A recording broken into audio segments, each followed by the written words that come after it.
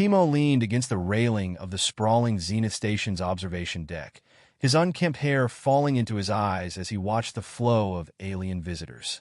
His faded shirt hung loosely over cargo pants that had seen better days. Despite his disheveled appearance, his keen gray eyes tracked every movement in the bustling crowd with precision. Another wasted day in intergalactic paradise, he muttered as another prospective date glanced at him, wrinkled their nose, and hurried on. 3 days on the station, 0 successful interactions. Not exactly the cultural adventure he'd imagined when he splurged on a ticket to the galaxy's premier melting pot. A commotion near the diplomatic sector caught his attention. Though his posture remained slouched, Timo's instincts sharpened like a blade. Old habits from his stint in a planetary militia died hard. 6 hulking Rigorans had surrounded a woman with striking violet skin that shimmered under the station's artificial sunlight.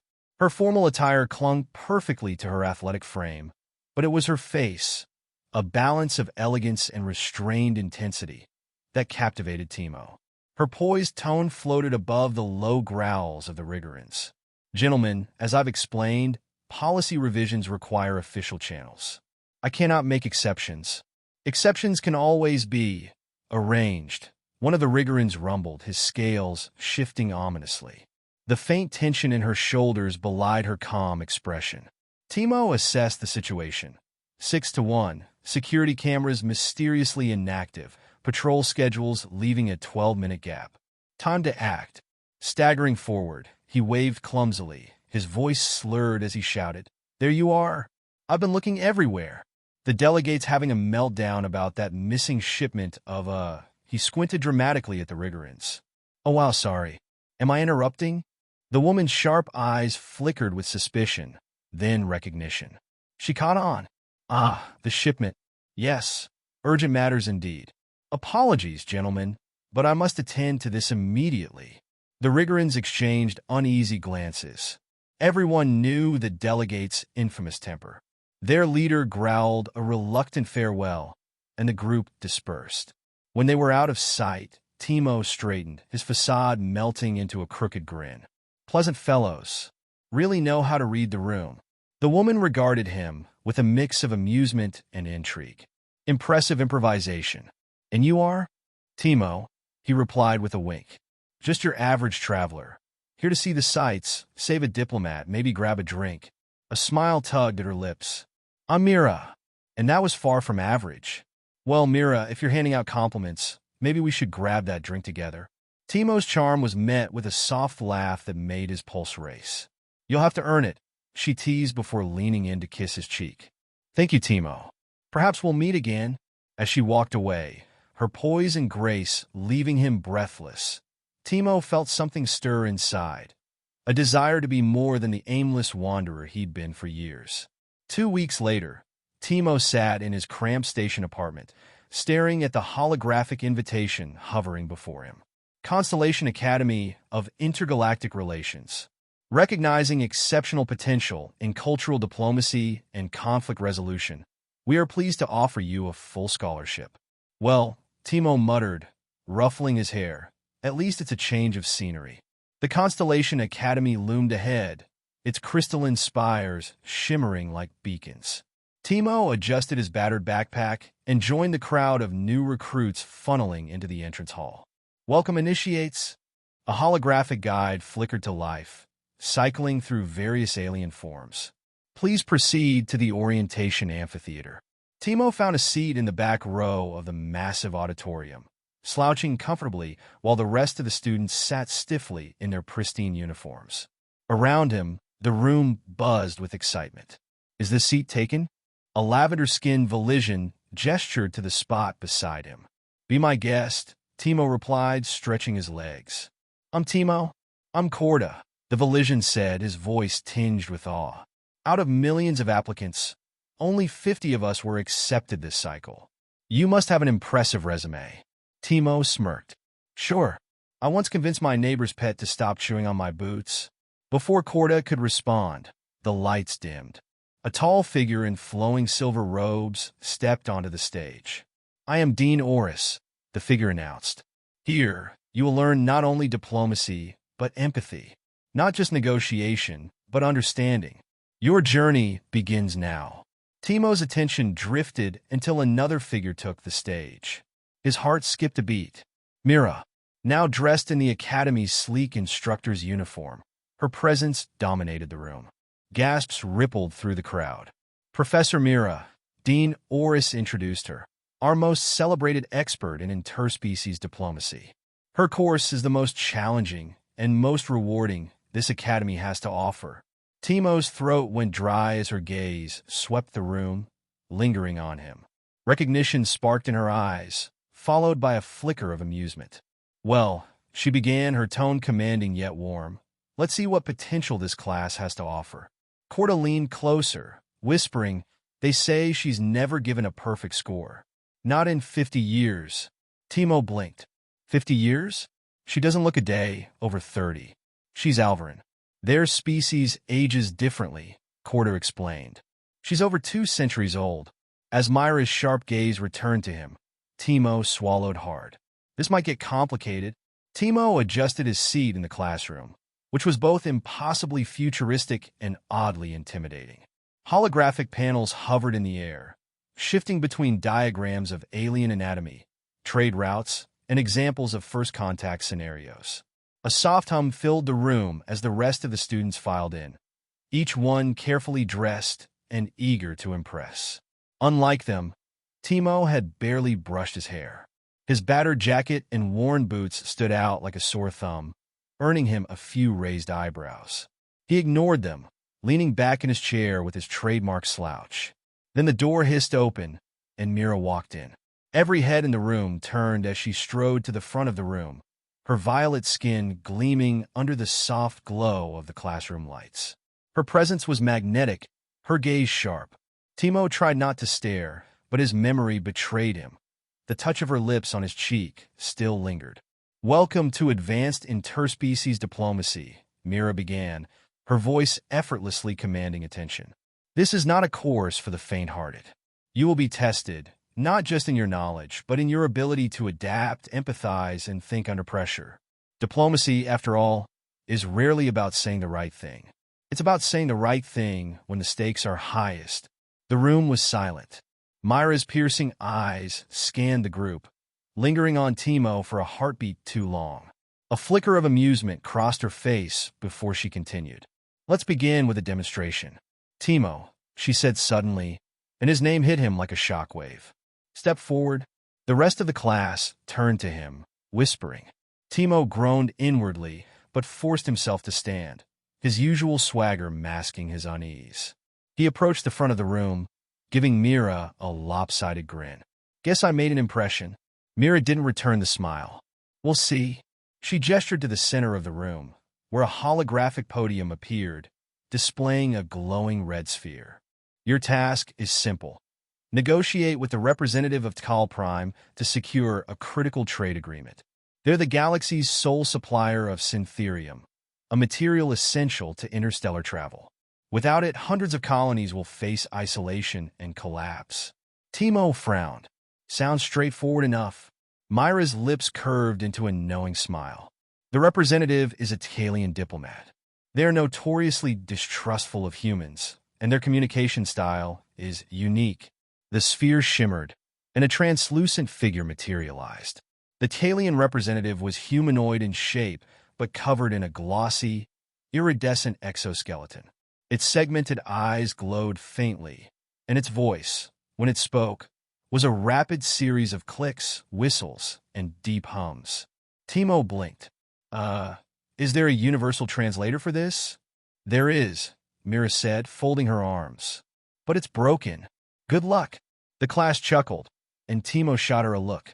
She was enjoying this. Taking a deep breath, he turned back to the Kalian. Right? Let's do this. The diplomat clicked and whistled, its tone rising and falling in complex patterns. Timo tilted his head, trying to make sense of it. Okay, think. What do I know about Kalians? He remembered something from the orientation guides. Kalians valued patience and body language over words. They found excessive talking disrespectful.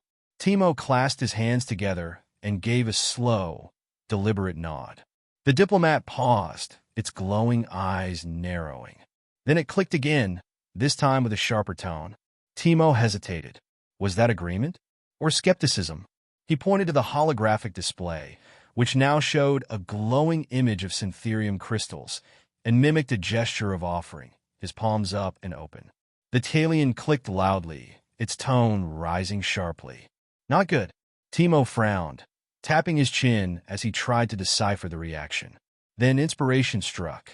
He slowly reached down, pulled the keychain from his pocket, a small metallic trinket with a faint blue glow, and held it out like an offering. The diplomat's tone softened, and it reached out a clawed hand to accept the keychain. It clicked twice, and the holographic display flashed green. Agreement. The room erupted in murmurs. Mira's expression remained unreadable, but her eyes gleamed. Timo turned back to the class and gave a mock bow. And that's how it's done. Mira stepped forward, her heels clicking softly against the floor. A passable first attempt, she said. You notice the importance of nonverbal communication, which is commendable. But your approach lacked finesse. The talion's sharp clicks indicated distrust. You only won them over because your offering was unexpectedly valuable. Diplomacy is not luck, Timo. It's preparation. Timo shrugged. Preparation's not really my thing. Her gaze hardened. It will be, or you won't last here. Challenge hung heavy in the air. Timo held her gaze, the tension between them thick enough to cut. The class shifted uncomfortably, sensing something unspoken. Class dismissed, Mira announced suddenly, turning on her heel and heading for the exit. As the students filed out, Timo stayed behind. Mira, professor, he called. She paused but didn't turn. Yes. Was that little trial personal? She glanced over her shoulder, her expression unreadable.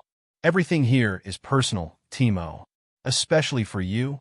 Then she walked away, leaving him standing alone in the empty classroom. Later that night, Timo sat on his bunk, staring at the glowing syntherium keychain on his desk. Mira's words echoed in his mind.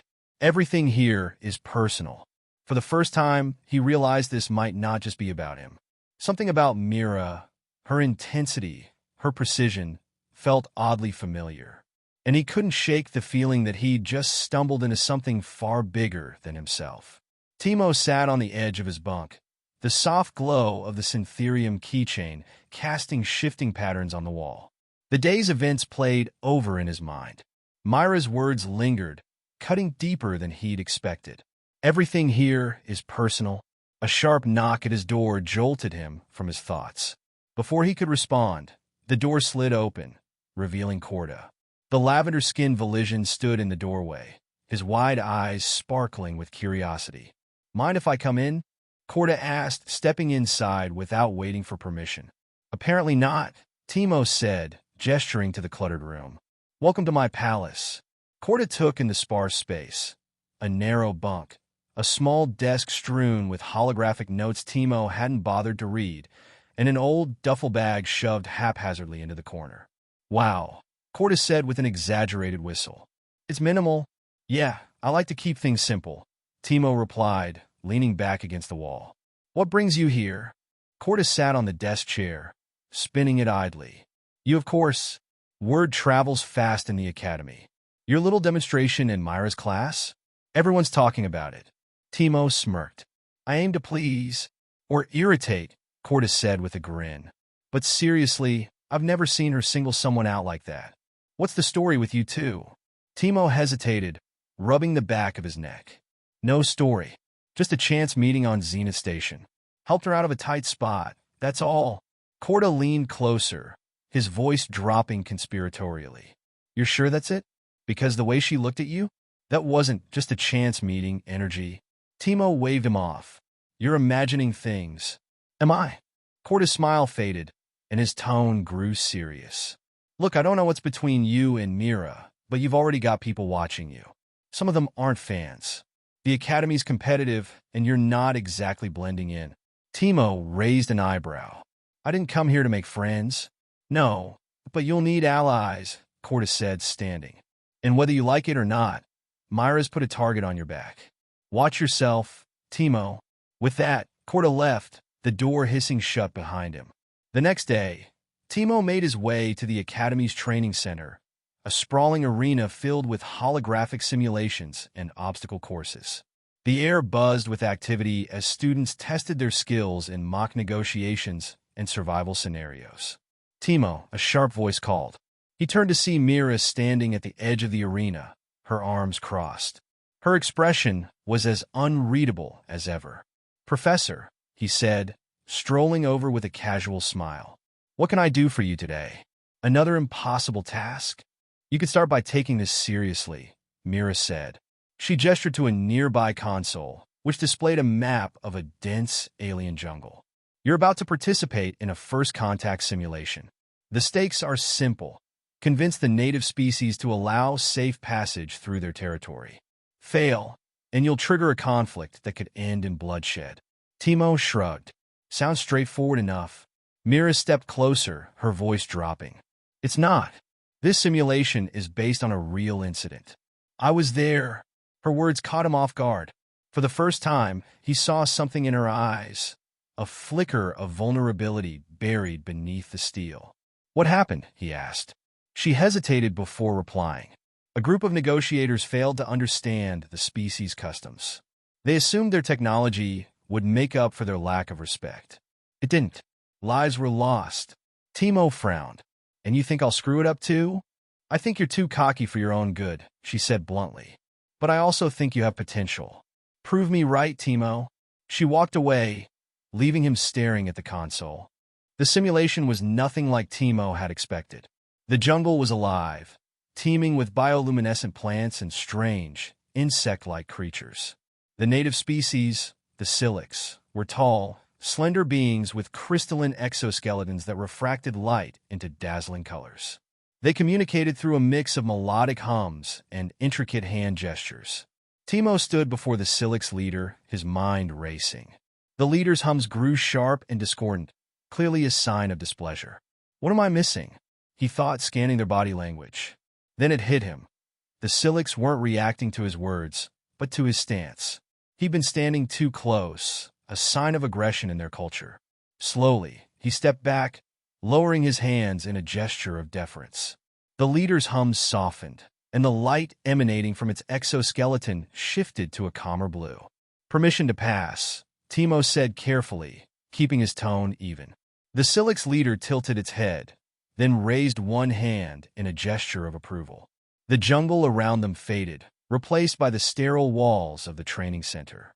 Timo was still catching his breath when Mira stepped into the training center, her sharp heels clicking against the metallic floor.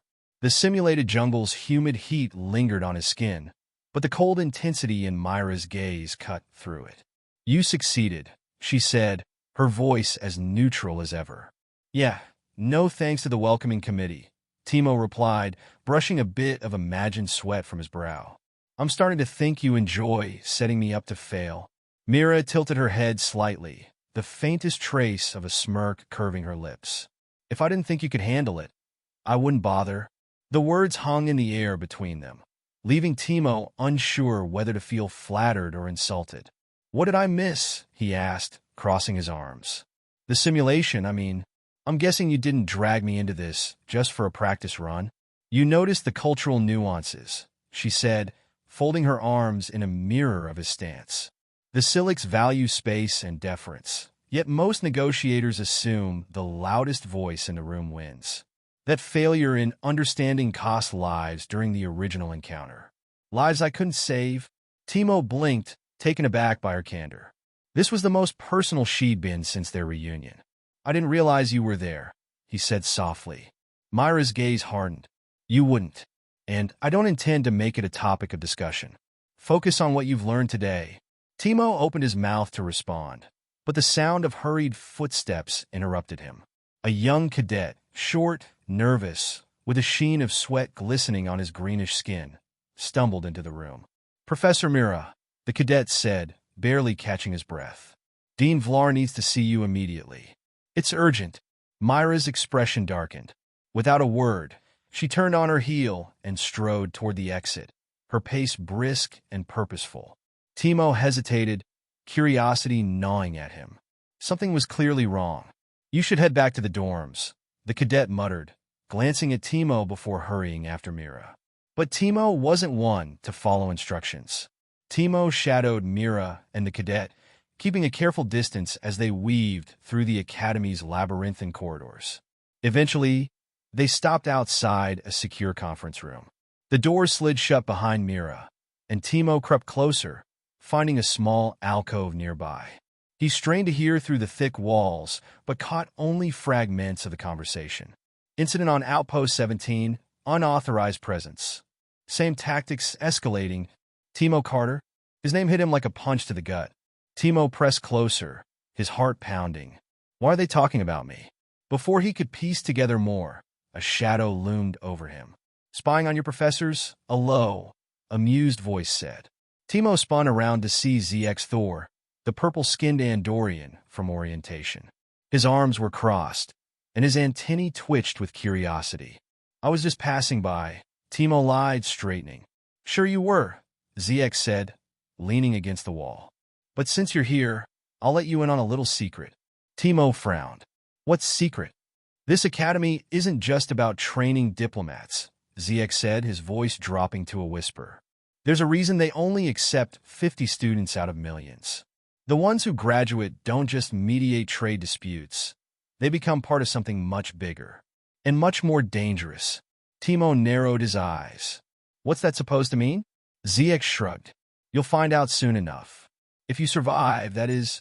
Before Timo could press him further, the conference room doors hissed open. Mira stepped out, her expression unreadable. She spotted Timo immediately, her eyes narrowing. Carter, she said, her tone clipped. Care to explain why you're lurking in the shadows? Timo scratched the back of his neck, scrambling for an excuse. Just getting a feel for the place. You know, soaking in the atmosphere. Mira wasn't amused. Get back to your quarters. Now. Timo held her gaze for a moment before nodding. Sure thing, Professor. As he walked away, he could feel her eyes boring into his back. Later that night, Timo sat on his bunk, staring at the keychain again. His mind was a storm of questions. What was happening on Outpost 17? Why had his name come up in that meeting? And what had ZX meant about the Academy's true purpose? A soft chime interrupted his thoughts. He glanced at the holographic display on his desk. A message blinked to life. Unknown sender. Meet me at the observation deck. Midnight. Timo's pulse quickened. He didn't recognize the sender, but his gut told him this wasn't just another student prank. He grabbed his jacket, his mind made up. Whatever was going on, he was done waiting for answers. Timo stepped onto the observation deck, his footsteps muffled by the plush flooring. The expansive windows offered a breathtaking view of the Academy's orbital position, with a nebula swirling in hues of violet and gold. The station's ambient lights dimmed at this hour, casting the room in a silvery twilight. A lone figure stood at the far end, silhouetted against the cosmos.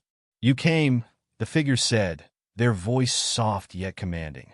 As they turned, the light revealed Mira's striking features. Timo stopped in his tracks. You sent the message? Mira nodded, stepping closer.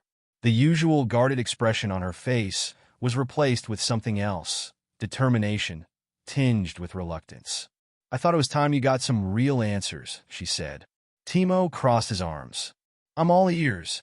Mira glanced at the stars, gathering her thoughts. The Academy isn't just a school. It's a recruitment ground for a clandestine organization called the Nexus. They operate in the shadows, resolving conflicts that the galaxy can't afford to make public. Wars, coups, assassinations, the works. Every instructor here is part of it, including me. Timo's jaw tightened. So, all this talk about diplomacy is just a front? No, Mira said quickly. The Nexus uses diplomacy as its sharpest tool. But sometimes, words aren't enough. That's where the other training comes in. The simulations, the tests. We're preparing you for the moments when failure isn't an option. Timo leaned against the railing, processing her words. What does this have to do with me? I didn't sign up for some secret shadow war. Mira hesitated, her gaze flicking away for a moment. Because of your file. Your actions on Zenith Station caught their attention. The Nexus doesn't just recruit anyone. They look for people with instinct, People who can think on their feet and adapt under pressure. You fit their profile perfectly. Timo's stomach churned. So, what? I'm just a pawn in your little game? Mira stepped closer, her voice dropping. You're no pawn, Timo. You have the potential to be more than you realize. But you need to decide if you're willing to accept the responsibility that comes with it. Timo shook his head, frustration bubbling to the surface. Why are you telling me this now? Why not let me figure it out like everyone else? Because the Nexus doesn't wait, Mira said, her tone sharp. And because you're already in danger. Timo's heart skipped a beat. What do you mean, danger? Mira took a deep breath. Outpost 17 wasn't just a routine incident. It was a test, one that someone inside the Academy orchestrated. Your name came up in that meeting because they believe you're connected to the disruption. Whether or not that's true, you're now a target. Timo clenched his fists. And you didn't think to warn me sooner? I'm warning you now, she said, her eyes locking onto his. The Academy isn't safe anymore. Not for you. The weight of her words settled over him like a shroud. He wanted to rage, to accuse her of manipulating him. But deep down, he knew she was telling the truth. What do I do? He asked finally. Mira placed a hand on his shoulder. There's a transport leaving for Zenith Station in an hour. If you get on it, you'll be out of their reach for now. Timo stared at her, his mind racing. And what about you? What happens to you if I run? She smiled faintly. I've handled worse than this. Besides, I have a few tricks up my sleeve. The silence between them stretched, filled only by the hum of the station's systems. Why are you helping me? Timo asked, his voice barely above a whisper. Mira's gaze softened, and for the first time, she seemed almost vulnerable. Because I've been where you are, and because I believe in you, even if you don't believe in yourself yet. Timo nodded slowly, the knot in his chest loosening just enough for him to breathe. All right, he said. I'll go. The transport bay was quiet, save for the distant hum of departing ships. Mira stood with Timo at the base of the ramp, her expression unreadable. Stay off the grid, she said, and trust no one until I contact you. Sounds like a blast, Timo muttered, slinging his duffel over his shoulder. As he turned to board the transport, he hesitated. Mira, thank you. She gave him a small nod. Be careful, Timo. With that, he climbed the ramp, the ship's interior swallowing him whole. The engines roared to life, and within minutes, the transport was soaring away from the Academy, leaving the crystalline spires behind. Timo stared out the viewport, the stars blurring into streaks of light as the ship jumped into hyperspace. He didn't know what lay ahead, but one thing was certain. His life would never be the same. Back on the observation deck, Mira watched the transport vanish into the void. She reached in her pocket and pulled out a small hollow device, activating it with a swipe. A voice crackled to life. Did he leave? Yes, Mira replied. He's out of the Academy for now. And the plan? Mira's jaw tightened. The plan remains the same. But if anyone harms him, they'll answer to me. The voice paused before responding. Understood. Be careful, Mira. This is bigger than you think. She deactivated the device and stared into the stars, her expression unreadable. Whatever happened next, one thing was clear. The game had only just begun.